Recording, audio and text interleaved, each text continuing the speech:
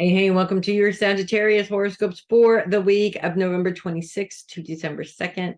Not only are we full on in Sagittarius season, but we're moving into the last month of the year this week, which is kind of exciting and a little overwhelming, I'm sure, for most people as well, because Christmas can be the holidays can be really stressful for people, especially financially. It can be extremely stressful for people. And not gonna lie, I am looking forward to seeing the back of this year, as I feel that a lot of people are also looking forward to seeing the back of this year because it has been a really tough year.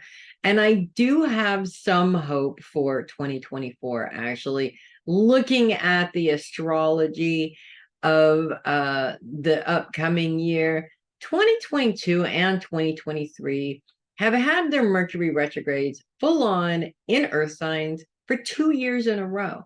In the 10 years I've been doing astrology, I don't think I've ever seen that. Or if I did, I really just wasn't paying attention to it. And so consequently, the earth signs really are the ones that fix things, they make things happen, they build the buildings, they do all the work. Basically, they do all the work. They're structured and they're all about getting things moving and moving forward. And when you got the Mercury retrogrades in there during their time screwing everything up, it just feels like on a grand scale here, things have gone from bad to worse. Next year, all of the Mercury retrogrades are in fire signs, which means, of course, we are going to have a Sagittarius Mercury retrograde. Actually, sooner rather than later, because we do have Mercury going into retrograde on the 13th of December and ending January 2nd. And while it starts in Capricorn, it does end in Sagittarius. So you guys are already going to have a little bit of that Sagittarius Mercury retrograde action going on a little bit, a little sneak peek, and then it'll be a full Sagittarius retrograde once we get to this time next year. So while Mercury retrogrades in the fire signs, of course, are very different to earth signs, my whole thing is I'm really glad that they're not messing up the earth signs. Maybe things might be able to be smoothed out, and some of these problems actually finding solutions for them. Wouldn't that be awesome? So what do we got here? First of all, we are losing Mercury in Sagittarius this week. Mercury is moving into Capricorn about Thursday, Friday, Saturday is 1 degree in Capricorn once we get to Saturday. So it is still technically on the cusp. You do still technically feel those effects a little bit. And they're not bad effects, actually. But the one thing that is or may be a little bit of an issue is Mercury square with Neptune. Oh, excuse me. Apparently, that is a challenge that is going to leave you feeling like you need to take a nap. And because you guys are so energetic, you probably need them anyway. So it totally makes perfect sense. Mercury's focus is on career, while Neptune's focus is on self. And Neptune is the planet of intuition. There's a couple of things with that. Number one, the Sagittarian mind and how that works. It's like 50 browsers open. You can't figure out where the music is coming from. And that really does not promote a good environment for intuition. It really doesn't. It's really hard actually for intuition to come through when you're overthinking things or when you're overfeeling things.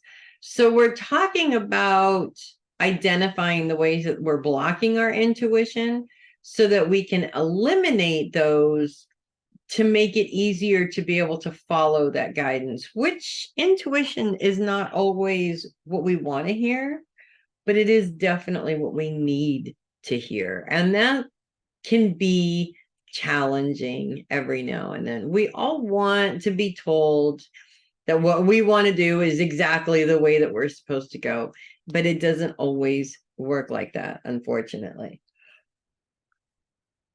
Wow. Okay. I hope that stops pretty soon because I still have a bit of a ways to go here. We also have the Sun and Mars as they have officially moved all the way into Sagittarius as well. Um, we do have Mars in a square with Saturn. Saturn's focus is on self also, personal responsibility. I think this set of words is probably the set that Sagittarius hates the most, personal responsibility. Not because you guys are irresponsible people. I'm not saying that.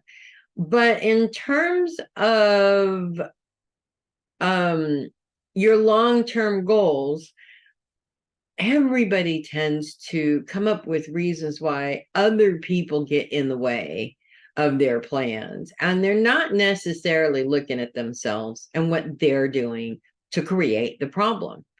And that's a problem because when you're not looking to yourself, you can't fix the problem. And that's really what that square is all about. It's saying you're uselessly trying to put wasted energy into something because without taking that personal responsibility, nothing good is going to come of it. And it is a big deal. It's, again, not what anybody wants to hear, but nobody screws up what we're trying to do better than we do. And that's the truth of the situation right there. Now, Mercury's grand sextile with said Saturn, as well as Venus on its way out of your sign, this is really the last week that you get to enjoy this influence, although it will be back in a different form, possibly. But this is a very helpful aspect, okay? Because now instead of Saturn being a challenge, it's showing you that taking personal responsibility is helpful, specifically towards your financial goals. So while we're looking at long-term goals as a whole, we're also, financial goals is a big part of that. And again, I think I said this in a different horoscope this week as well. You can't rely on other people and expect them to always do what you think is best. At some point, you have to take control of yourself, what you can do, of the things that you are capable of doing in order to change a situation, especially when you're changing a situation in a way that works better for you, or it benefits you better, if that makes sense. So I'm kind of thinking of my Sagittarian best friend here. She may watch this, she may not watch this. I'm kind of thinking of her and channeling her right now, and thinking of all the years back where going to the casino and hitting that jackpot is going to change all of her financial her financial problems. But she hasn't hit that jackpot yet. And I've literally known her for over 30 years now. It hasn't happened. Obviously, this is not a good plan because it's more like she's chasing something that's never going to happen, right? So bottom line here is the energy is ripe for you to take responsibility of the things that you are doing that aren't working, and to be responsible enough to come up with the right things to do that do make you financially successful and financially independent. That's also a really important thing as well. So that's what I have for you guys this week. If you love your horoscopes, do consider sending a tip or donation through my Ko-fi link, which is down there in the description under the video. I really appreciate all of those tips and donations. I'm very grateful to you guys for your support. And I appreciate that support because it keeps this going every single week. So I really appreciate that, you guys. I love you guys. I'm Melissa Bruce, the Heavy Metal Sidekick. Thank you so much for watching, and I will see you guys next week. In the meantime, come on. Who's got their stuff together more than you guys do? It's time to make sure that you have everything in place to be as successful as humanly possible. And you know you can do it. You know you can do it. And I know you can do it. I'll see you guys next week. Make it a powerful and a great week, you guys.